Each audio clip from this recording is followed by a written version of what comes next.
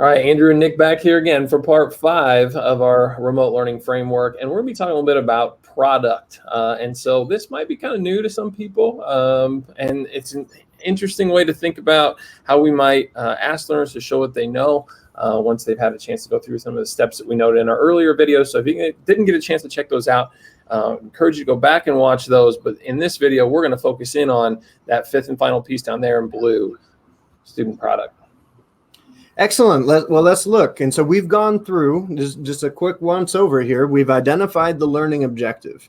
And so in this small chunk of information, right, this manageable segment of instruction, we've identified one or maybe a small set of learning objectives that now we've delivered some instruction around.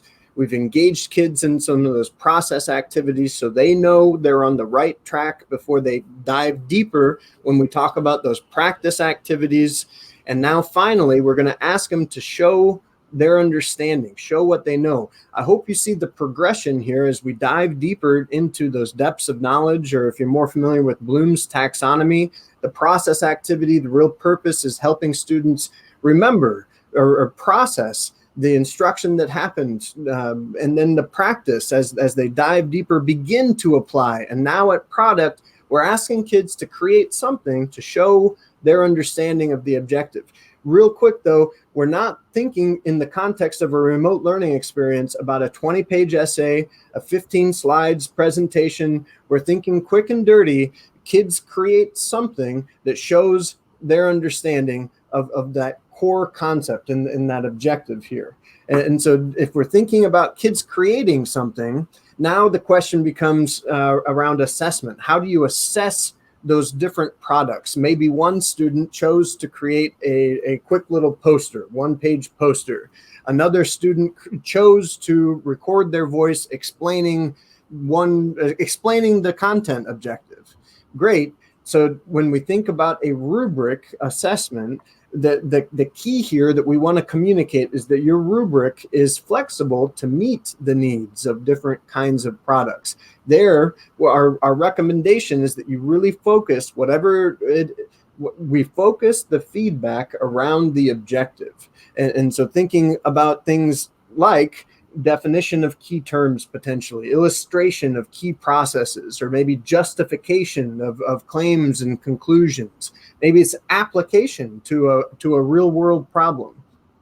We're not thinking enormous, we're thinking quick and dirty, but kids showing us their understanding, diving deeper into those depths of knowledge to show what they know.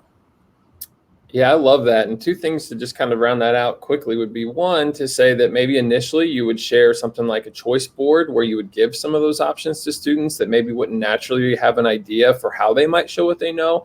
I would encourage you to, as you get examples, to share those maybe with others to the degree that students are okay with that, so that students can learn and be inspired by their peers' work. And you might be able to scaffold to a place where students then aren't given a list and are able to then kind of create those pieces on their own. And as Nick was talking about with the rubrics, I think that that's a fantastic idea, and encourage you, for the sake of teacher clarity, to maybe consider building out that rubric with your students. And so sometimes there's what's called like a single point rubric, where you'll fill out kind of the middle column to establish your expectations, make sure that learning objective is being assessed, etc., and then talk with students about what it looks like to go above and beyond that, but also what it might look like to not necessarily meet that. And in having that conversation, which you could do remotely into your synchronous time, would really allow them to become intimately familiar with the details of the rubric, which is only going to help them in their execution of meeting all of its finer points. So a lot to think about when it comes to product, but a really great opportunity for engagement to make sure that learners are invested in showing what they know and excited for that. And so happy to promote that. Certainly encourage you to use some of the tools that we'll point you to on this page and all the other pages in support of those efforts. And so thanks so much for your time, and hope that you have found this framework helpful.